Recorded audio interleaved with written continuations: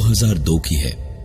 मैं रितेश अपने गांव का एकमात्र ऐसा लड़का था जिसके पढ़ाई लिखाई में नंबर हमेशा अच्छे आए, लेकिन सरकारी नौकरी मिलने में काफी वक्त लगा। आखिरकार एक जगह रेलवे में स्टेशन मास्टर की नौकरी मिली। लखनऊ और कानपुर के बीच एक छोटा सा स्टेशन है। बहाली होते ही मैं अपना बोरिया बिस्तर लेकर पहुंच गया और रिपोर्ट करके चार्ट संभाला। तब तकरीबन 27 साल का था मैं। सबने बहुत कुछ कहा था स्टेशन के लिए, लेकिन मैंने कभी ध्यान नहीं दिया। स्टेशन के पास ही मुझे रेलवे का ही एक क्वार्टर भी दिया गया था और असली काम था स्टेशन और फाटक का ध्यान रखना। फाटक स्टेशन से कुछ ही आगे था। छोटा सा कस्बा होने की वजह से तकरीबन शाम को 7 बजे तक सब कुछ सुनसान हो जाता था और मैं भी क्वार्टर पे जाके करता क्या, इसलिए स्टेशन पे इक्का दुक्का लोग देख के अपना अकेलापन दूर कर लिया करता था। एक रात की बात है, सर्दियों का मौसम था।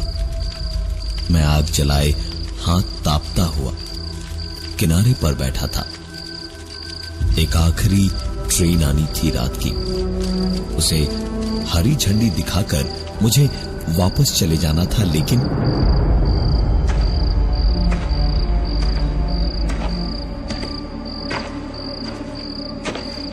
मुझे एक औरत दिखाई दी। बंद फाटक को एक तरफ से पार करके जा रही थी वो। ऐसी जगह पर इतनी रात गए कोई लड़की दिखेगी, ये इस जन्म में तो सोचना ही नामुमकिन था। लेकिन ये औरत रोज इसी वक्त फाटक पार करके कहीं तो जाती थी, पता नहीं कैसे। लेकिन मेरा भी ईमान एक पल को उस एक रात को डोल गया और मैं चिल्लाया, अरे कहां चली? बहुत सर्दी है, जरा हमसे भी मिलके जाओ कभी। उसके ठीक बाद जो हुआ मैं कभी नहीं भूल सकता।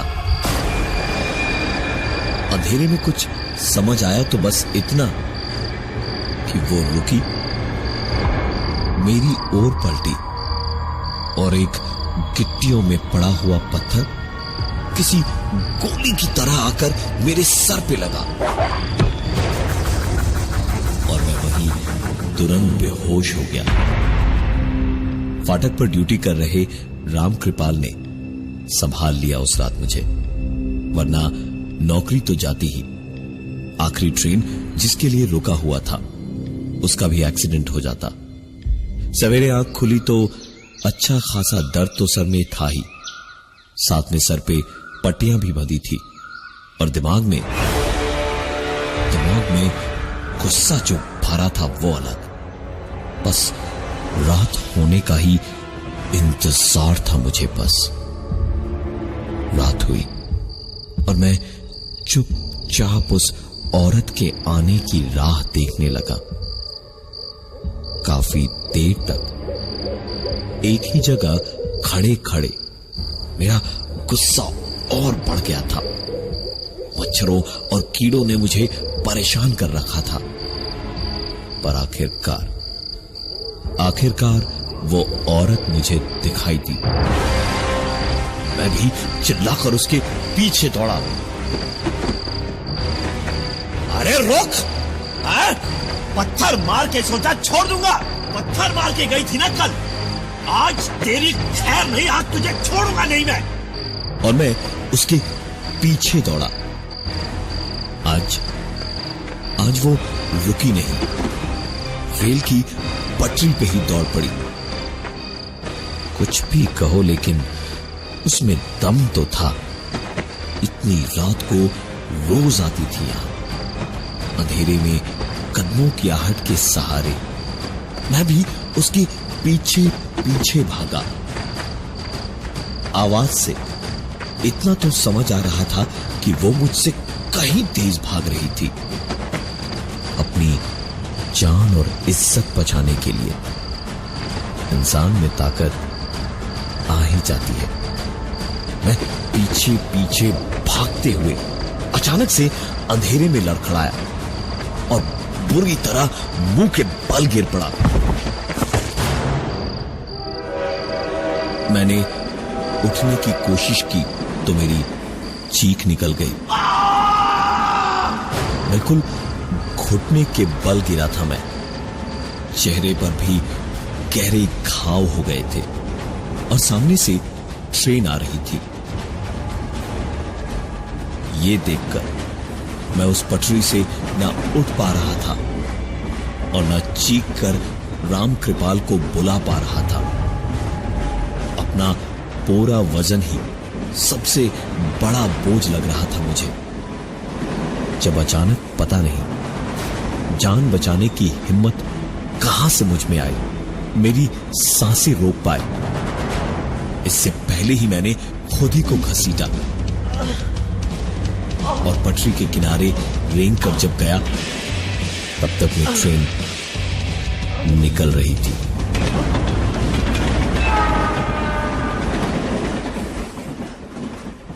अब बहुत ज्यादा हो चुका था ये मेरे लिए। बात इज्जत की थी। अब पहले दिन पत्थर मार दिया और आज ट्रेन के नीचे आते आते बचाऊं। मैंने सोच लिया था कि इसे तो छोड़ूंगा नहीं। आज के आज हिसाब बराबर कर दूंगा। सवेरे बदन पर लगी हुई चोटों की मरहम पट्टी करवाकर मैं ड्यूटी पर गया। दिन भर बस यही सोच रहा था कि कैसे बदला लूं कि नजर मेरी फाटक पर गई। जिस तरफ फाटक पार करके वो औरत रोज जाती थी, उधर फाटक के पास ही दो बड़े बड़े झाड़ थे। उन्हीं के पीछे छुप के किसी अजगर की तरह अपने शिकार के लिए घात लगाऊंगा और मौका मिलते ही उसे धार दबोचूंगा। सारा दिन बस यही सोचते सोचते बीत गया। एक एक पल ऐसे बीत रहा था जैसे सदियां बीत रही हो। रामकृपाल को गाड़ी को हरी झंडी दिखाने का काम सौंप के मैं चुपचाप झाड़ियों में छुप गया। उसके आने में बस कुछ ही मिनट बाकी थे। झाड़ के पीछे से ही मैंने देखा फाटक के दूसरी तरफ से आ रही थी। धीमे कदमों से रोज की तरह उसे आते हुए देखकर यकीन नहीं हो रहा था कि वो इतनी तेज दौड़कर मुझे कल रात चकमा दे गई। वो जैसे जैसे करीब आ रही थी, मेरी सांसें तेज हो रही थी, धड़कनें किसी नगाड़े की तरह बज रही थी। बस कुछ ही पल और बीते तो उसकी गर्दन मेरी मुट्ठी में होगी और माफी मांगेगी वो। यही सारी बातें मैं सोच रहा था जब पता नहीं अचानक कैसे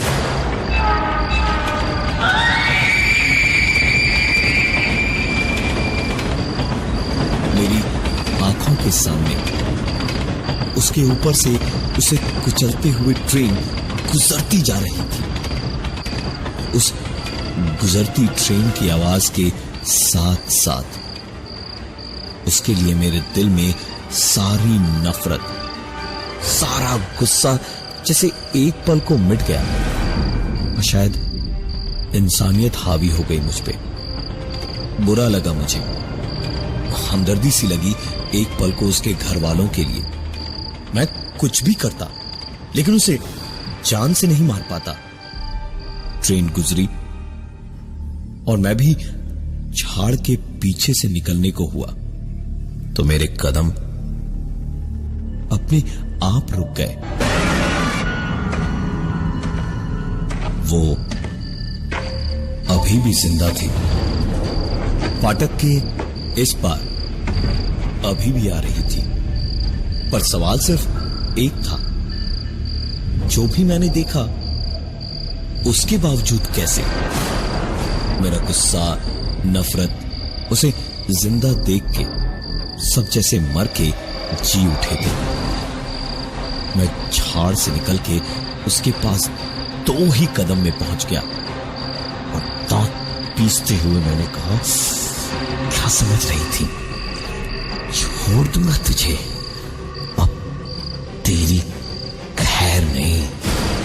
मेरे इतना सब कहने, करने और सोचने के बदले में उसने सिर्फ अपना सर उठाया, मुझे एक नजर भर देखा और उसकी नजर में मैंने जो देखा उसने मेरी आंखों के सामने तुरंत ही अंधेरा सा कर डाला और मेरी आंख सुबह ही खुली। उसी झाड़ के पीछे पड़ा था मैं। बस एक वो दिन था और एक आज का दिन है। कभी दोबारा उसके पीछे नहीं गया मैं। तुमने आज ही ड्यूटी ज्वाइन की है, ये बात याद रखना। वो औरत रोज रात को यहां से निकलेगी, लेकिन उसके रास्ते में कभी मत आना। अब मैं चलता हूं। इतना कह के चार्ज विक्रम को सौंप के रितेश वहां से चलता बना। विक्रम कुर्सी पर बैठा इधर उधर थोड़ी सामने रखी फाइल्स देख रहा था कि तभी आप भी विक्रम सिंह हैं? ड्यूटी ज्वाइन करने आए हैं। मैं यहां का स्टेशन मास्टर हूं, अनिल चौंद्रो। आइए, यहां 2-3 साइन करने होंगे आपको। विक्रम उस आदमी को हैरानी से देखता ही रह गया और फिर खुद को संभालते हुए उसने पूछा, अगर आप स्टेशन मास्टर हैं तो वो रितेश जी कौन है जिन्होंने मुझे चार्ज अभी अभी हैंडओवर किया? अनिल चौंद्रो भौचक्के से विक्रम को देखते ही रह गए और बोले, आप जिनकी बात कर रहे हैं वो तो 2002 में यहां आए थे और ड्यूटी ज्वाइन करने के 3 दिन बाद ही एक हादसे में उनकी मौत हो गई थी। विक्रम ने जिंदगी में कभी नहीं सोचा था कुछ ऐसा उसके साथ भी हो सकता है। खैर, जो भी था उसके भले की ही बात कर रहा था। बस असली स्टेशन मास्टर अनिल चौंद्रो जाते जाते विक्रम को एक बात पर ध्यान देने को कह गए। वो ये कि उन्होंने उसे रात 11 बजे के बाद टॉयलेट की ओर जाने से ही मना किया था। पहली रात थी आज। आखिरी ट्रेन अभी तक आ जानी चाहिए थी। नई नई नौकरी की बहाली थी। अब करता भी तो क्या, सारी मशीनों की समझ तो अभी तक पूरी तरह से थी नहीं उसे। सोचा पिछले स्टेशन पे फोन करके पूछ ले, वहां से तो आधा घंटा ही लगना है ट्रेन आने में। तो रेलवे लैंडलाइन का नंबर घुमाया और 2 ही रिंग में उधर से स्टेशन मास्टर ने फोन उठाया तो विक्रम ने ट्रेन मास्टर से ट्रेन के आने का टाइम पूछा। उन्होंने बताया कि ट्रेन तो लेट है, तकरीबन 3 घंटे देर से चल रही है। वहां पहुंचने में ही अभी 2.5 घंटे लगेंगे, तो विक्रम के स्टेशन आने में तो अभी बहुत टाइम है। विक्रम सारी बातें सुनकर फोन रखने ही वाला था जब उसे स्टेशन मास्टर की नहीं, एक दूसरी आवाज ने हल्की सी हंसी के साथ कहा,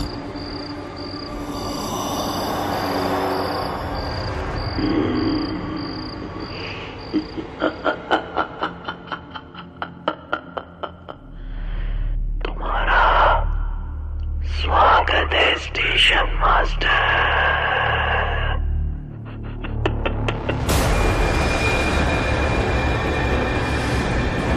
विक्रम ने तुरंत फोन उठाकर कहा, हेलो हेलो, कौन? हेलो, अरे हेलो हेलो। विक्रम ने गुस्से से फोन पटक दिया। उसका ट्रेन की देर से आने की बात सुनकर उसका दिल ही खट्टा हो गया था। इतनी देर बैठे बैठे करता भी क्या। अपने कमरे से बाहर निकला तो देखा जहां तक नजर जा रही थी वहां तक कोहरा किसी चादर की तरह अपने अंदर सब कुछ समेटे हुए था। एक सिगरेट जलाकर उस कोहरे में जरा सा धुआं विक्रम ने और बढ़ा दिया।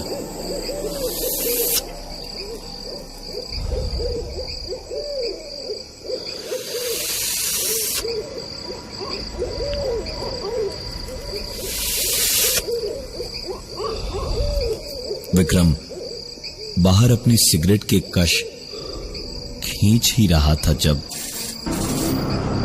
दौड़ के विक्रम गया और फोन उठाया तो उसी स्टेशन से फोन था जहां अभी ट्रेन का हाल पता करने के लिए उसने स्टेशन मास्टर को फोन किया था।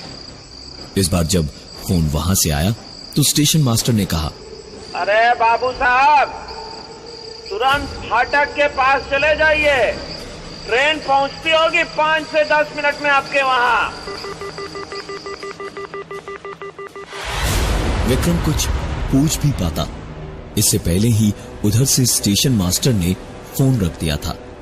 विक्रम ने लालटेन और झंडे उठाए और भागा सीधे फाटक की ओर। कोई नहीं था इस वक्त वहां।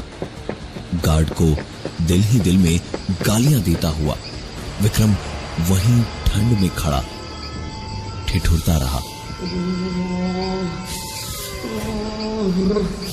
5 मिनट की बात कही थी उस स्टेशन मास्टर ने, लेकिन उस कोहरे और ठंड में खड़े खड़े विक्रम को तकरीबन 2.5 घंटे बीत गए और कोई ट्रेन नहीं आई।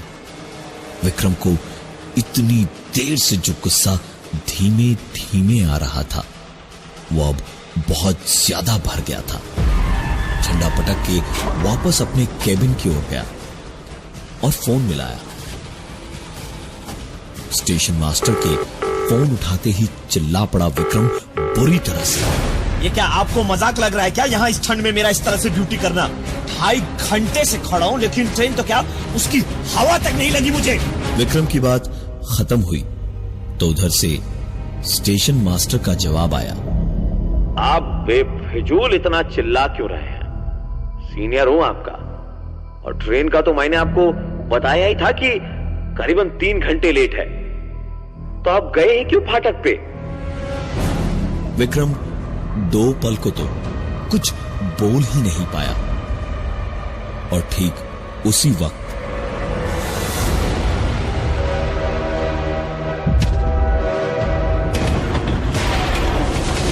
विक्रम तुरंत फोन रख के फाटक की ओर भागा, अपने झंडे उठाने और झंडे लेकर प्लेटफॉर्म के कोने तक ही आ पाया था और वहीं से ट्रेन को पास दिया। उस दंदना कर भागती हुई ट्रेन के डब्बों के बीच की खुली जगह से रह रह के विक्रम को अपने ठीक सामने वाले प्लेटफॉर्म पे एक औरत खड़ी दिखाई दे रही थी, लेकिन ट्रेन के वहां से चले जाते ही वो औरत अब वहां नहीं थी।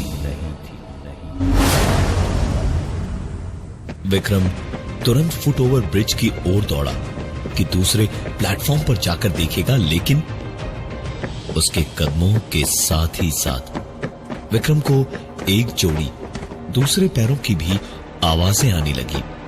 विक्रम और जल्दी जल्दी दौड़ा और प्लेटफॉर्म पे पहुंचते ही उसने देखा कि उस पार के प्लेटफॉर्म पे वही औरत इस वक्त विक्रम के केबिन में चोरों की तरह घुस रही थी और जैसे किसी से छुप रही थी।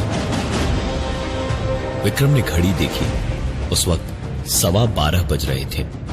सर्दियों की कोहरे में डूबी रात थी और विक्रम अब दोबारा फुटओवर ब्रिज से नहीं, सीधे नीचे उतर के पटरियां लांग के ही सामने वाले प्लेटफॉर्म पर अपने केबिन की ओर दौड़ ही रहा था, जब प्लेटफॉर्म पे चढ़ते ही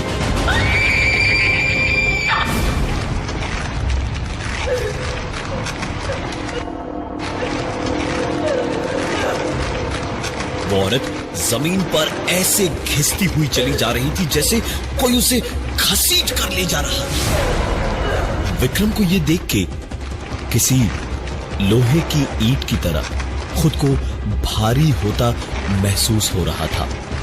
हिलना डुलना नामुमकिन सा लग रहा था। वो लड़की विक्रम की आंखों के सामने से घिसटती हुई सीधे टॉयलेट की ओर गई और फिर दरवाजा जोर से बंद होने की आवाज आई और लड़की की चीखें किसी बंद कमरे से आने लगी। विक्रम ने अपनी सारी हिम्मत और ताकत बटोरी और सीधा उसी ओर दौड़ा और वहां पहुंचते ही जोर जोर से दरवाजा खटखटाता हुआ चिल्लाने लगा, छोड़ दो लड़की को, छोड़ दो लड़की को, छोड़ो नहीं तो छोड़ो उसे, वरना अच्छा नहीं होगा। मैं कह रहा हूं छोड़ो, छोड़ो लड़की को।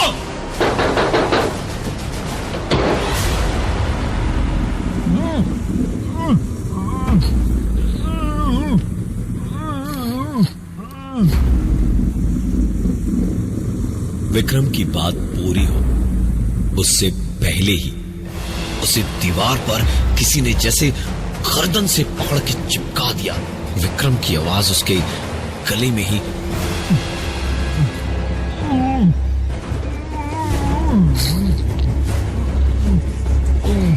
अटक के रह गई। विक्रम हिल भी नहीं पा रहा था और चीखें उस लड़की की गूंजे जा रही थी।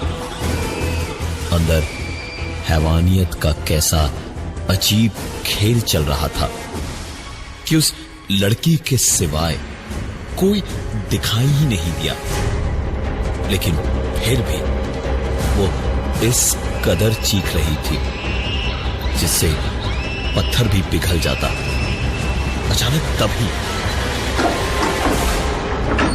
दरवाजा जोर की आवाज के साथ खुला और वो लड़की रोती हुई बाहर आई और भागती हुई पटरियों की ओर चली गई और एक भयानक सी भारी लेकिन दबी आवाज ने विक्रम के कानों में भूंकते हुए कहा,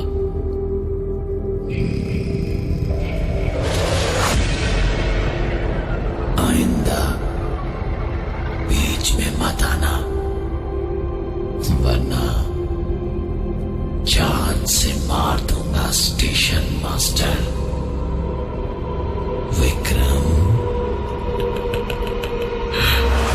विक्रम वहीं गिर पड़ा, लेकिन फिर तुरंत उठकर पूरी हिम्मत जुटाई और पटरियों के पास खड़ी उस लड़की की ओर भागा। आज फिर से आखिरी ट्रेन लेट थी और पटरियों के किनारे वही लड़की फिर से ऐसे खड़ी थी जैसे कोई ट्रेन जा रही थी। विक्रम उसकी ओर दौड़ा और पास पहुंचकर चिल्लाया, ये सब क्या हो रहा है? कौन हो तुम? और यहाँ ये सब क्या हो रखा है? बताया करो इधर तुम। वो लड़की पलटी और उसने कहा, बीच में आओगे तो वो तुम्हें मार डालेगा।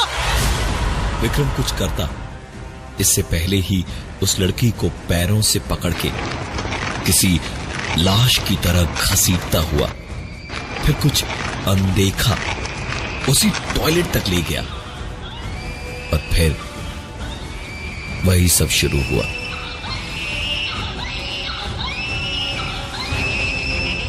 विक्रम ने सोच लिया था कि मैं इसे रोक कर रहूंगा। वो हाथ में एक डंडा और दूसरे हाथ में एक पत्थर लेकर दौड़ा और दरवाजे पर जोर जोर से मारने लगा, लेकिन इस बार उसे किसी ने दीवार से नहीं लटकाया, किसी ने उसका गला पकड़ के उसकी आवाज नहीं दबाई।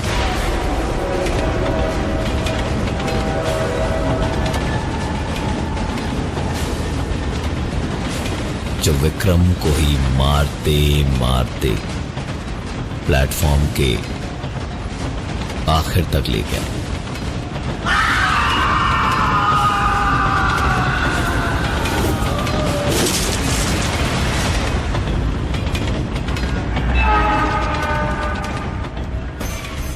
विक्रम को चलती ट्रेन के नीचे फेंक दिया किसी न दिखाई देने वाली शक्ति ने। विक्रम के पहले जो स्टेशन मास्टर थे, अनिल चंद्रो, उन्होंने भी हर रात चीखें सुनी, लेकिन पहली बार उन्हें भी मना किए जाने के बाद वो कभी उसे रोकने नहीं गए और इसीलिए जिंदा रहे।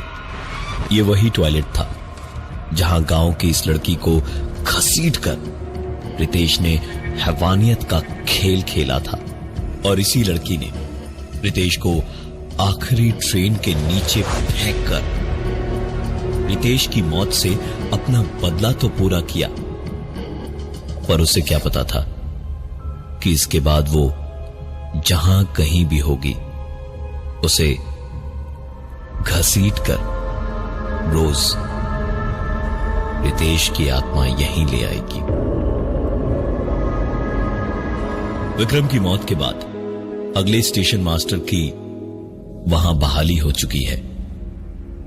ज्वाइनिंग बस कल की है। वो स्टेशन मास्टर आप तो नहीं,